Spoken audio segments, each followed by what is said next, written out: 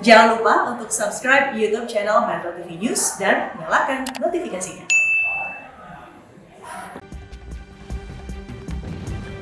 Pemirsa, Anda kembali bersama kami di Metro Siang, dan di segmen Fact Check kita pada siang hari ini kami akan membahas sebuah tema terkait dengan Kitab Undang-Undang Hukum Pidana atau KUHP. Sebagaimana yang kita ketahui pemirsa, KUHP ini digunakan sebagai landasan menegakkan hukum pidana di Indonesia. KUHP sendiri adalah produk hukum peninggalan Belanda yang awalnya ini bernama Wetboek van Strafrecht voor Nederlands Indie pada tahun 1915, lalu pada tahun 1946 ini diubah namanya menjadi Kitab Undang-Undang Hukum Pidana dengan menghapus aturan tentang kerja rodi dan juga penggantian denda dari mata uang gulden ke rupiah. Dan sekarang KUHP juga sedang dalam tahap perubahan yang dikabarkan berpolemik. Betulkah demikian? Kita simak datanya satu persatu. Yang pertama pemirsa, saya ingin mengajak Anda untuk melihat sejumlah isu krusial di RUU KUHP yang sampai dengan saat ini masih dalam tahap pembahasan. Yang pertama adalah the living law atau hukum adat atau hukum pidana adat yang tercantum pada pasal 2 RUU KUHP. Di mana the living law atau hukum pidana adat ini adalah hukum yang hidup dalam masyarakat yang menentukan seseorang patut dipidana. Tetapi the living law ini bisa diterapkan jika berlaku dalam tempat hukum itu hidup. Kemudian berikutnya adalah hal itu tidak diatur dalam KUHP, dan yang paling penting adalah sesuai dengan nilai-nilai di Pancasila, UUD 45, HAM, dan juga asas hukum umum yang diakui oleh masyarakat beradab. Isu krusial berikutnya adalah terkait dengan pidana mati pemirsa. Ini ada di pasal 11 RUU KUHP.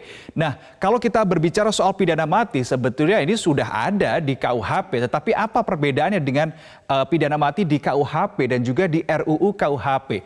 Perbedaannya adalah jika di KUHP pidana mati adalah salah satu pidana pokok. Nah, sedangkan di RKUHP pidana mati ini ditempatkan sebagai pidana paling terakhir dijatuhkan demi mencegah tindak pidana. Nah, selama ini pidana mati selalu diancamkan secara alternatif dengan pidana penjara waktu tertentu paling lama 20 tahun dan pidana penjara seumur hidup. Sedangkan di RUU KUHP pidana mati ini bisa dijatuhkan dengan masa percobaan 10 tahun bila memenuhi persyaratan yang diatur dalam pasal 100 ayat 1 RKUHP. Itu terkait dengan pidana mati dan perbedaannya pemirsa. Berikutnya adalah terkait dengan penyerangan harkat martabat Presiden dan Wakil Presiden. Ini tertera di pasal 218 dan 219 RUU KUHP.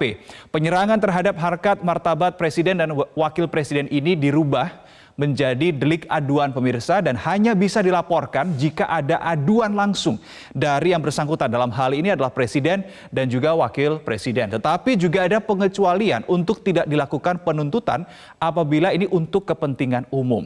Yang perlu dicatat di sini bahwa di pasal ini pemirsa, pemerintah sama sekali tidak membangkitkan pasal yang sudah dimatikan oleh Mahkamah Konstitusi.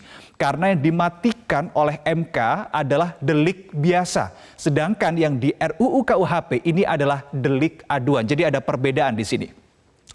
Isu krusial berikutnya adalah terkait dengan aborsi. Ini ada di pasal 469 sampai dengan pasal 471. Ini di pasal mengenai aborsi ditambahkan satu ayat yang menyatakan memberikan pengecualian. Dalam arti aborsi bisa dilakukan apabila ada dua kondisi. Yang pertama adalah kedaruratan medis atau yang bersangkutan adalah korban perkosaan. Maka aborsi dilegalkan atau bisa dilakukan seperti itu. Isu krusial berikutnya, tindak pidana contempt of court atau penghinaan terhadap pengadilan yang diatur dalam pasal 281 pemirsa RUU KUHP. Pasal ini untuk memberikan kepastian perlindungan hukum bagi hakim dan aparatur pengadilan dalam menjaga norma perilaku dan wibawa pengadilan serta menjadi dasar hukum bagi penegakan wibawa pengadilan. Dan hal ini tidak diperkenankan dipublikasikan secara langsung dalam artian live streaming, tetapi tidak mengurangi kebebasan bagi para jurnalis atau wartawan untuk menulis berita serta mempublikasikan kepada masyarakat. Isu krusial berikutnya pemirsa, tidak hanya 5 hal ini, tapi ada hal-hal lainnya. Kita menuju ke slide selanjutnya.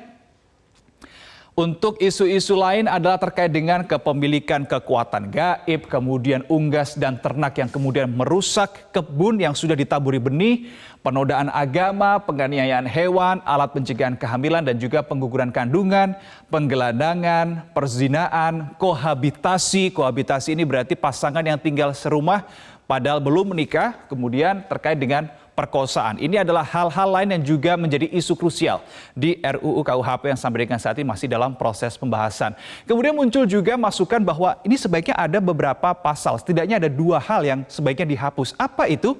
Kita akan melihat 2 pasal ini mengatur tentang apa sebetulnya. 2 pasal yang disarankan untuk dihapus ternyata mengatur tentang dokter atau dokter gigi yang melakukan pekerjaannya tanpa ada izin. Ini sebaiknya dihapus pasal yang mengatur hal tersebut. Kemudian berikutnya adalah advokat curang yang berpotensi bias terhadap salah satu profesi penegak hukum saja yang diatur. Ini setidaknya adalah 2 hal atau 2 item begitu ya yang disarankan untuk dihapus dalam RUU KUHP. Nah, pertanyaannya adalah kenapa penting untuk segera disahkan RUU KUHP ini? Kita akan melihat beberapa alasannya. Yang pertama pemirsa, hukum ini harus adaptif dengan dinamika zaman. Saya tadi katakan bahwa terakhir kali KUHP ini direvisi atau diubah itu pada tahun 1946. Berganti nama dan menghapus 2 item saja, itu berarti kurang lebih 76 tahun yang lalu. Masih banyak ada dinamika yang bergejolak di masyarakat selama 76 tahun itu. Sehingga hukum atau dalam hal ini KUHP ini harus adaptif dengan situasi terkini. Berikutnya adalah menjaga hubungan antar individu, berarti individu-individu dan individu dengan negara. Ini gunanya untuk mencegah kesewenangan penguasa dan juga bisa untuk menyelesaikan sengketa. Yang terakhir adalah perlu kajian hukum luas. Jadi tidak hanya pada saat yang bersangkutan ini hidup saja, tetapi sejak dalam kandungan ini sudah diatur hukumnya terkait dengan aborsi di pasal 469 sampai 471 hingga dengan orang atau yang bersangkutan meninggal dunia. Lalu pertanyaannya adalah kenapa ketika hal ini adalah hal yang penting, kemudian kenapa banyak kontroversi? Kita ke slide berikutnya untuk melihat sejumlah alasannya.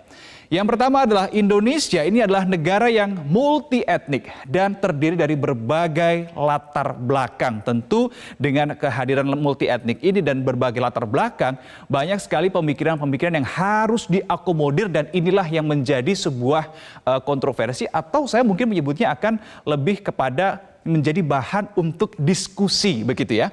Berikutnya adalah cakupannya luas dan mengatur seluruh aspek kehidupan masyarakat. Karena berbagai sumber mengatakan bahwa Kitab Undang-Undang Hukum Pidana ini adalah hukum induk di Indonesia yang kemudian menurunkan beberapa aturan-aturan turunannya.